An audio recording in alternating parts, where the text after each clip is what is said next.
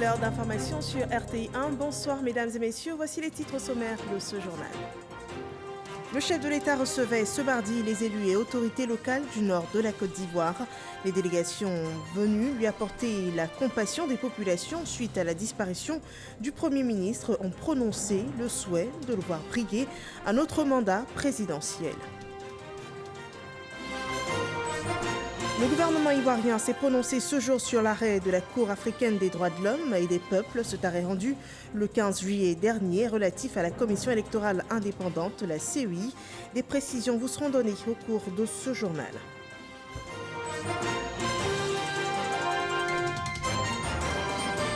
Et puis ce mardi, 58 nouveaux cas de Covid-19 sont annoncés par les autorités sanitaires publiques. Le total des personnes touchées par le virus dans le pays s'élève à 15 713 cas confirmés. Le respect des mesures barrières reste la consigne pour lutter contre la propagation du virus. Bienvenue dans ce 23h. Des représentants des populations du Grand Nord ont été reçus ce jour par le chef de l'État Alassane Ouattara, venu lui apporter leur compassion suite au décès du Premier ministre. La délégation a réitéré au président de la République le soutien de la région pour le prochain scrutin présidentiel. Écoutons à ce propos la déclaration du porte-parole de la région du Grand Nord. Notre candidat. Au cours de votre adresse au Parlement ivoirien, réuni en congrès le jeudi 5 mars 2020 à Yamoussoukro, vous avez annoncé votre décision de ne pas porter candidature à l'élection présidentielle du 31 octobre 2020, afin de passer le témoin à une nouvelle génération. Excellence, Monsieur le Président de la République, cet acte politique de haute portée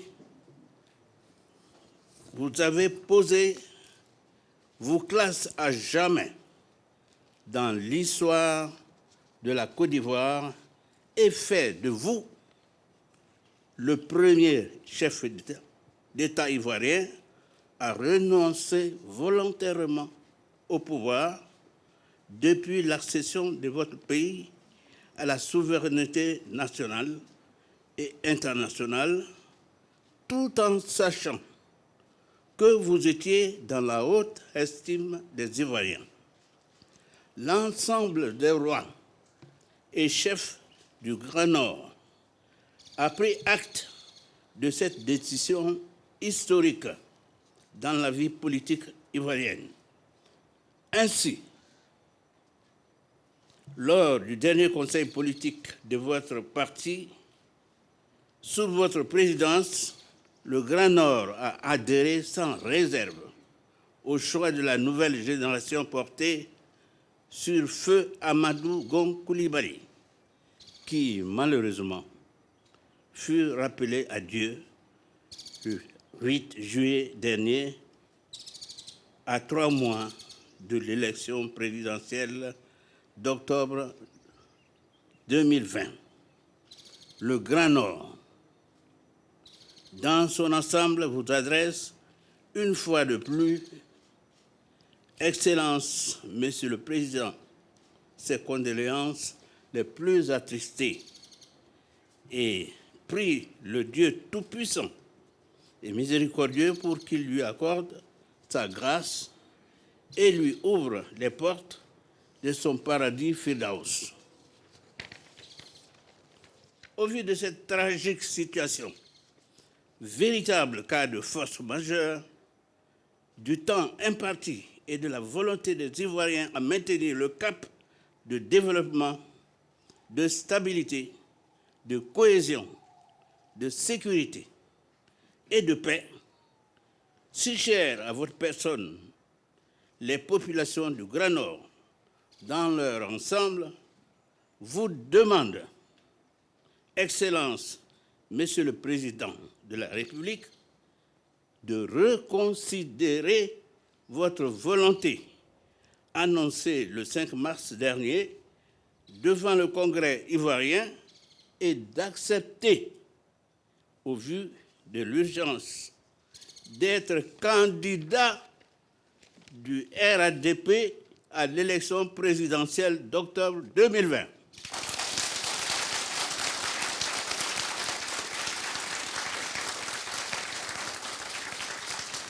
Et le président de la République s'est exprimé suite à cette requête. Écoutons son adresse. Ma douleur est vraiment profonde. Elle est vraiment profonde.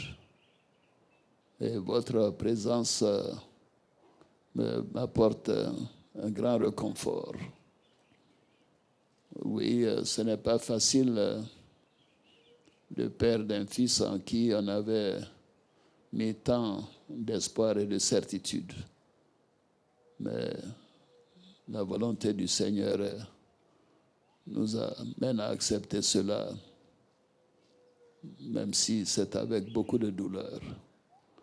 Je voudrais vous remercier donc pour votre présence, le déplacement pour ceux qui l'ont fait, pour vos mots de réconfort et pour la déclaration que vous venez de lire et que j'ai bien compris.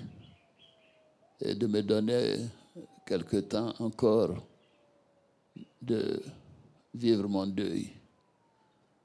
Parce que c'est un moment de grande perturbation pour moi. Mais les relations humaines peuvent être complexes.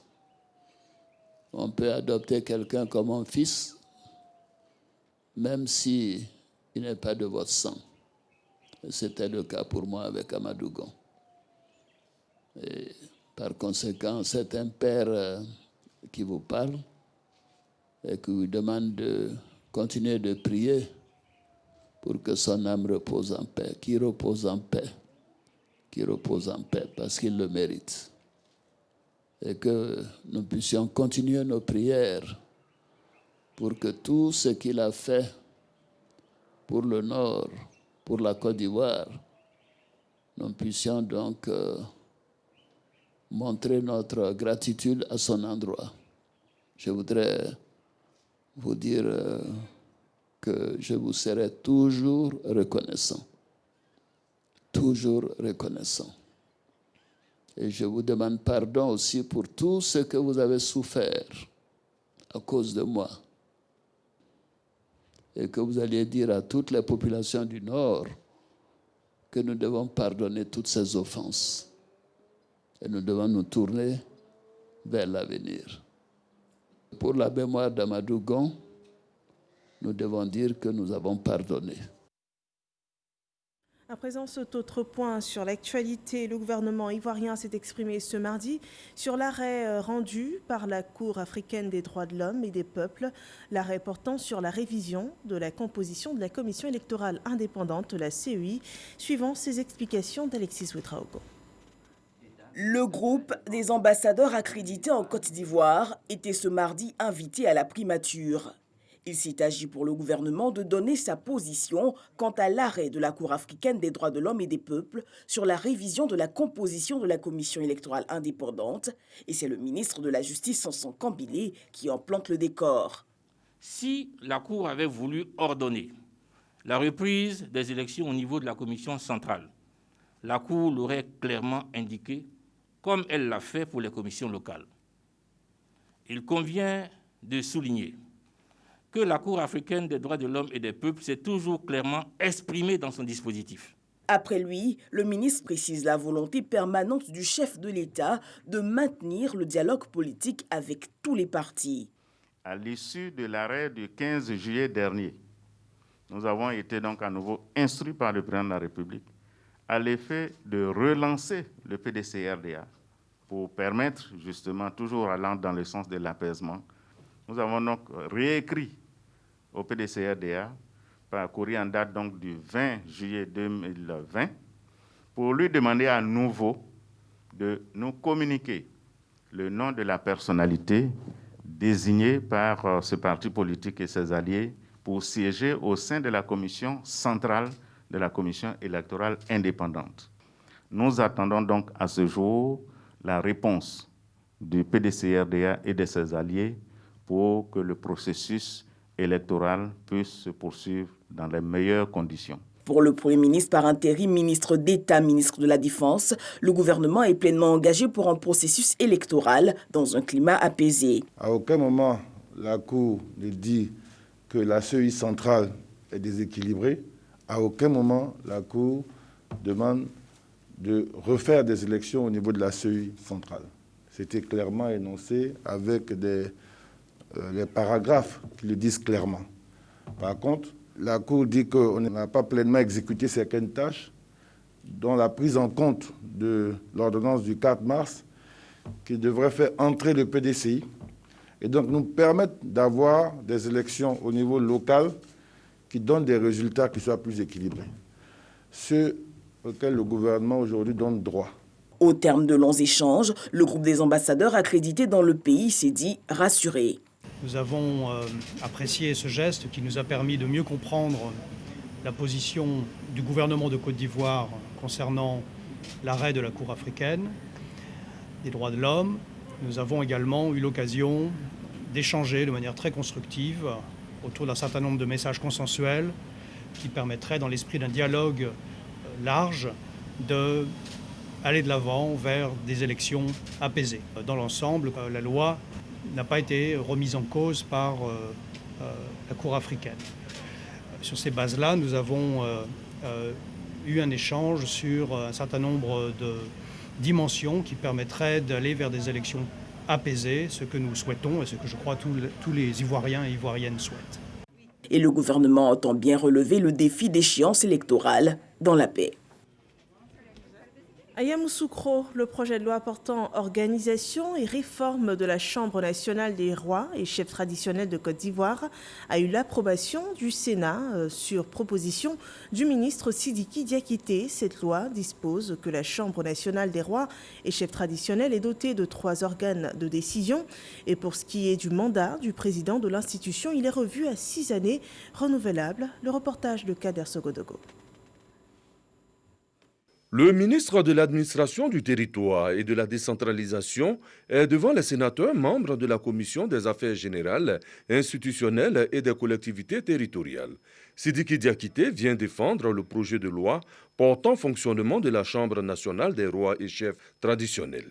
Il s'agit ici de conférer à la Chambre une assise légale et une place dans l'ordonnancement institutionnel. Il fixe les organes de la Chambre et leur composition, ainsi que leurs attributions spécifiques. Il s'agit de l'Assemblée, du directoire et des comités régionaux. Les modes de désignation des membres de l'Assemblée, organe délibérant, et du directoire, organe de mise en œuvre des décisions de l'Assemblée, reposent sur le maillage administratif des régions et départements et met en avant la recherche de consensus. Ce critère assure une représentation inclusive des aires culturelles et de l'ensemble de la chefferie traditionnelle en Côte d'Ivoire. Après vote, Sidiki Diakité aura le quitus des sénateurs. Pour son fonctionnement, la Chambre est désormais dotée d'une présidence assurée par un membre du directoire nommé par le président de la République pour un mandat de 6 années renouvelable. Les résultats du BEPC ont été publiés ce mardi pour cette session 2020. 243 416 candidats ont été admis sur 457 797 présentés à l'examen. Un taux de réussite de 53,17%. Le contexte pandémique lié à la Covid-19 influe sur la proclamation des résultats. Cette année, elle ne sera pas faite publiquement. Patricia Omouetia. La session 2020 de l'examen du brevet d'études du premier cycle BEPC, dont les compositions ont démarré le mercredi 8 juin dernier, a pris fin avec la proclamation des résultats. Comme toutes les activités socio-économiques, elle a été impactée par la pandémie de la COVID-19 dans sa préparation comme dans son exécution. Le CEPE, n'ayant exceptionnellement pas connu de composition, le BEPC est donc le premier examen à grand tirage à avoir été mis en œuvre cette année. Concernant les statistiques, le BEPC et le test d'orientation en seconde ont enregistré un effectif cumulé de 503 472 candidats répartis dans 799 centres de composition à travers le territoire national. Les résultats nationaux sont donc les suivants. Sur 457 797 candidats effectivement présents à l'examen du BEPC, 243 416 sont déclarés admis, soit un taux de réussite de 53,17%. Au niveau du genre, 53,44% de filles ont réussi leur examen contre 52,94% de garçons. Il est important d'indiquer que les résultats du PPC 2020 ne feront pas l'objet de proclamation publique dans les centres de composition pour des raisons évidentes de précaution sanitaire. Les candidats sont donc priés de venir en personne et prendre place dans leur salle de composition respective. Ils y recevront individuellement et en main propre leur relevé de notes ou attestation de réussite. Voilà une mesure barrière pour sauver des vies. Le coronavirus se propage toujours. Voyons donc l'évolution de la pandémie dans notre pays.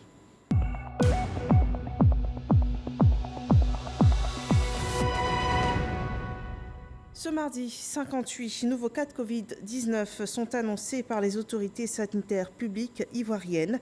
Le total des personnes touchées par le virus s'élève à 15 713 cas confirmés à cette date. 5 078 cas sont toujours actifs. Il est recommandé à la population de respecter les mesures barrières et de se faire dépister pour briser la chaîne de propagation du virus. À présent, cette communication de la CEI, la Commission électorale indépendante CEI, invite les partis et groupements politiques, les potentiels candidats à l'élection du président de la République du 31 octobre 2020 à une séance d'information sur le processus électoral le mercredi 29 juillet 2020 à 10h précises à son siège à Abidjan de Plateau, boulevard Latry, carrefour du Zoo, résidence Angoua. À cette occasion, il sera remis à chaque entité représentée la liste électorale provisoire de 2020 sur support numérique, conformément à l'article 11 du Code électoral. La CEI invite en conséquence chaque entité concernée à désigner un représentant à cette réunion. Chaque entité doit au préalable confirmer sa présence auprès du secrétariat permanent de la CEI à joindre au numéro suivant 22 52 89 89 ou le 22 40 09 90. Un communiqué signé le 26 juillet 2020 à Abidjan du secrétaire permanent de la CEI, Kwame Adjoumani Pierre. 150 villages du district autonome d'Abidjan souhaitent voir le président Alassane Ouattara porter la vision du RHDP à la prochaine présidentielle. Ils ont porté leur attente dans une déclaration lue du ministre-gouverneur Robert Begré-Mambé. Walter Amadou Ouattara nous la rapporte. Ces chefs traditionnels, leaders religieux et de communautés sont des porte-voix de 150 villages à Tchan et Aké du district autonome d'Abidjan. Ils sont mobilisés ici afin de soutenir leurs cadres, au rang desquels des ministres et des élus. Objectif de cette mobilisation. Il avait prévu de passer les témoins à la nouvelle génération, mais le destin en a décidé autrement. Les temps qui nous séparent des futures élections étant trop courts, il serait difficile de préparer avec tous les atouts un candidat sorti de nos rangs. C'est pourquoi nous, cadres RHDP, Akan et Aké du district autonome d'Abidjan, hommes et femmes convaincus par ces immenses qualités d'hommes d'État, d'hommes de parole, de sagesse, demandons à son Excellence, Monsieur le Président de la République, Alassane Ouattara, d'accepter de se faire violence, d'être le candidat du RHDP aux prochaines élections présidentielles du 31 octobre 2020. Pour ces représentants de 150 villages à Tchan et Aké du district autonome d'Abidjan, la Côte d'Ivoire est sur une bonne lancée de développement et de stabilité avec le président Alassane Ouattara. Donc, il faut maintenir ce cap. Cette réclamation d'un autre mandat pour Alassane Ouattara s'exprime sous plusieurs formes, selon les groupements. À Port-Bouët, une marche a été initiée par la coordination locale du RHDP, suivant ces images de Mamadou Kouassi. Jeunes, femmes, commerçantes, fonctionnaires, bref, les populations de Port-Bouët dans toutes leurs composantes occupent les rues de la commune.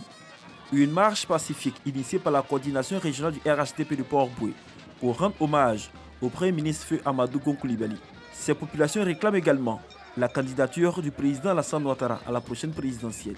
Port-Bouët se mobilise pour démontrer au président qu'il souhaite que le président soit le porte-étendard de notre parti politique, le RHDP, à l'occasion des élections du 31 octobre 2020, pour lui témoigner leur affection, leur soutien et lui dire qu'ils ont encore besoin de lui pour servir une Côte d'Ivoire paisible, une Côte d'Ivoire toujours en progrès. La marche pacifique s'est terminée par un meeting sur l'esplanade du siège du RHDP de Port-Bouët. Une occasion pour la coordination régionale du RHDP, dirigée par le ministre Siadou Fofana, de démontrer la solidarité et surtout la symbiose qui règne entre ses membres. Les différentes structures spécialisées, à savoir celles en charge des femmes, des jeunes et les élus, ont lu des motions de soutien à la candidature du président Alassane Ouattara à la présidentielle d'octobre prochain. Mais déjà, militants et sympathisants du RHDP se disent déterminés à lui assurer la victoire au soir du 31 octobre prochain. La coordination RHDP des Grands Ponts sollicite aussi un autre mandat pour le président de la République. Alassane Ouattara comme candidat au vote du 31 octobre, c'est leur choix et il est rapporté par Sidonie Davila. À l'instar des groupements politiques, mouvements et autres associations du Rassemblement des Oufouettistes pour la démocratie et la paix, la coordination du RHDP des Grands Ponts réclame la candidature du président de la République, Alassane Ouattara, pour la présidentielle du 31 octobre. Pour parvenir à un programme de gouvernement,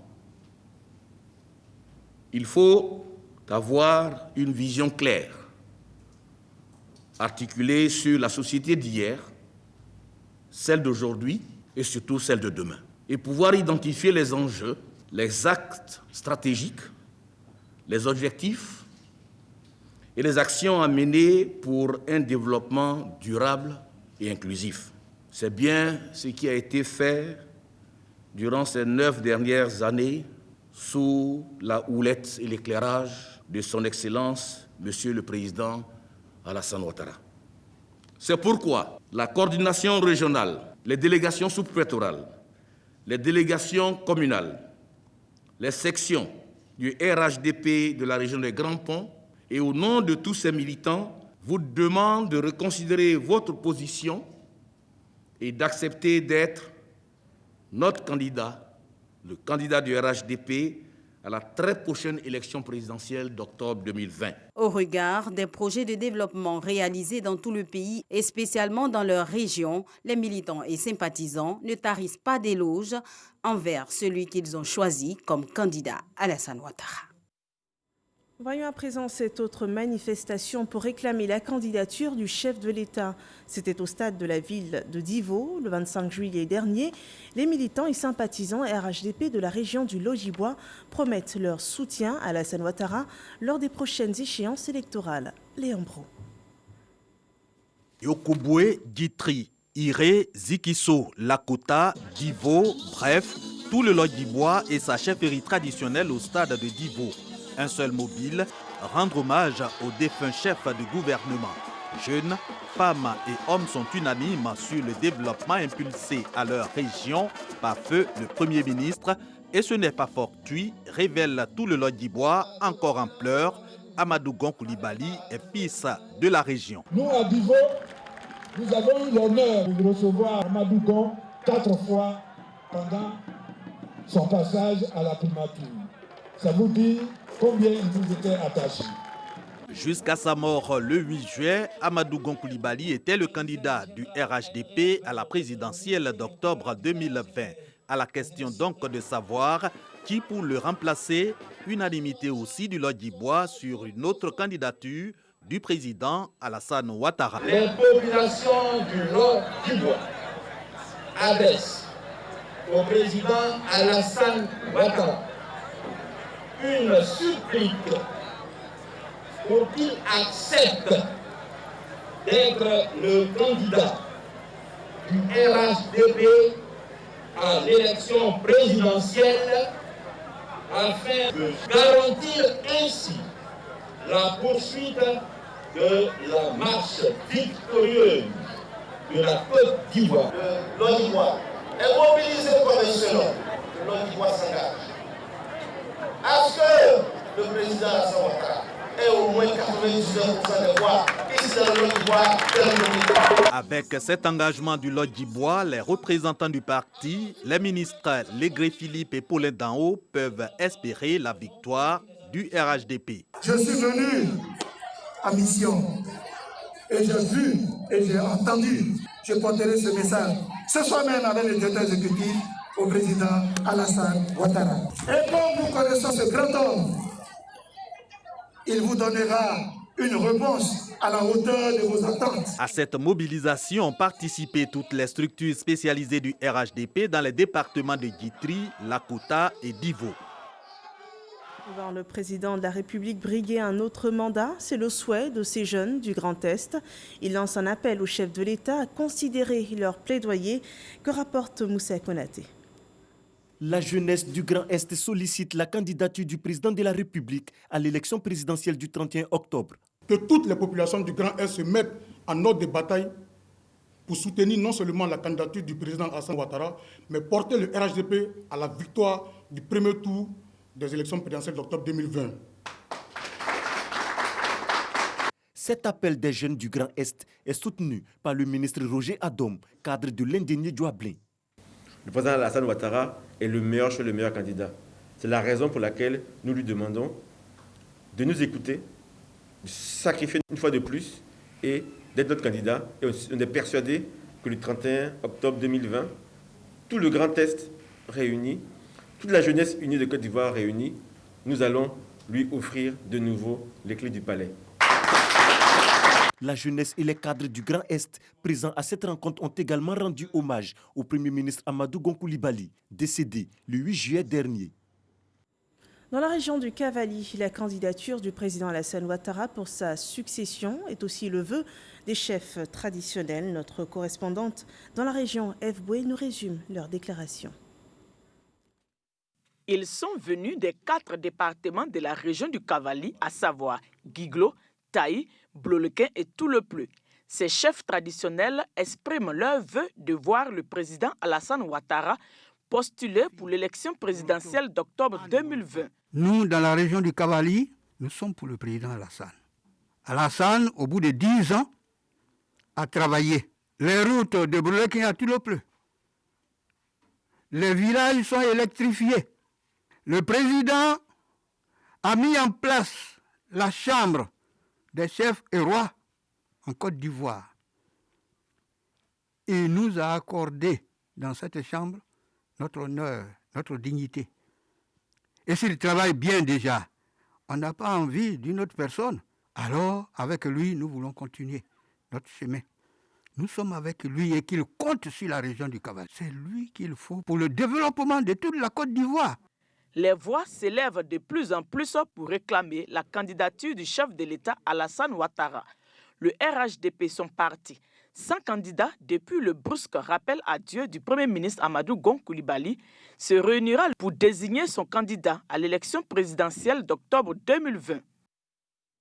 Le Cercle des artistes pour la paix et l'émergence joint sa voix à celle des autorités locales et militants RHDP, voir Alassane Ouattara être candidat à sa succession et leurs souhaits. Ils ont produit une déclaration à ce propos. Jean-Marc Odjadji nous en donne le détail. Le Cercle des artistes pour la paix et l'émergence, CAP, dit oui à la candidature du président Alassane Ouattara aux élections présidentielles d'octobre prochain. Après le décès du candidat du RHDP, le Premier ministre Amadou Gon Coulibaly, les artistes du CAP s'en remettent au président de la République pour porter à nouveau les couleurs de ce parti. Une garantie pour poursuivre les grands chantiers de l'émergence enclenchés depuis mai 2011. Après la perte cruelle de notre candidat, le Premier ministre AGC à qui unanimement la nation entière a rendu un hommage digne de sa stature d'homme d'État, force est de constater que nous devons impérativement nous trouver notre capitaine pour les batailles électorales déjà engagées. Dans la tristesse et le deuil, devant cette situation imprévue, les artistes, non seulement s'en remettent à notre chef à tous, mais également dans le même élan que des dizaines de milliers de nos compatriotes et militants, lui demandons humblement de vouloir accepter d'être le candidat du RHDP pour les élections présidentielles du 31 octobre 2020. Le Cercle des artistes pour la paix et l'émergence, CAP, invite les acteurs politiques et les populations à prôner la paix à l'approche des échéances électorales d'octobre 2020. La mémoire du défunt Premier ministre Amadou Gon Coulibaly est honorée 3 semaines encore après sa disparition. En Algérie, une cérémonie d'hommage a réuni Ivoiriens et sympathisants de la Côte d'Ivoire au sein de la représentation diplomatique du pays. Suivant ces images commentées par Walter Amadou Ouattara. En Algérie, le jour de l'inhumation du Premier ministre Amadou Gon Coulibaly a été symbolisé par un moment de recueillement.